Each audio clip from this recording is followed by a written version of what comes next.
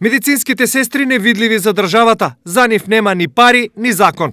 Па видите, кај одговорните структури секогаш се проблемот математичките пресметки и буџетските планови, каде што нажалост ние до сега не сме планирани. Оваа ваква наша наметнатост и искачање од анонимноста, значи мора да не предвидат во буџетите и во плановите во здравствените институции за годината која што доаѓа, како што со што би се сестрите наградили и по образование и по специјалност како што заслужуваат.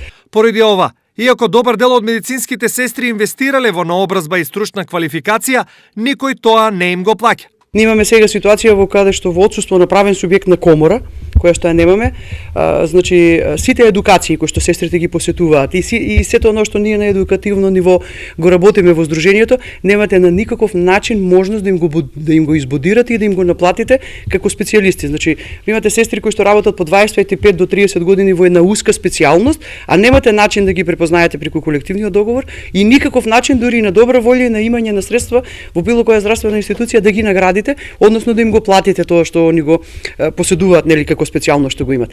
Ова е главната причина поради која Сдруженијето на медицински сестри подитно бара донесување на посебен закон со кој ќе се регулира нивната работа. Инаку во регионот има околу 1000 медицински сестри, а фалат најмалку уште толку. Речи се и да нема здравствена установа каде средниот медицински персонал не е дефицитарен, но и покрај ова вистинска валоризација за местото и трудот на овие луѓе нема. Од тука и не изненадува фактот што бројот на оние со средно медицинско кои ги пакуваат куферите за во Европа е се поголем. Според податоците од Сдруженијата на медицински сестри во Македонија има околу 7000 медицински сестри, а просечната возраст е од 45 до 55 години. Од нив околу 3000 медицински сестри започнале да го изучуваат германскиот јазик со цел да заминат од земјава.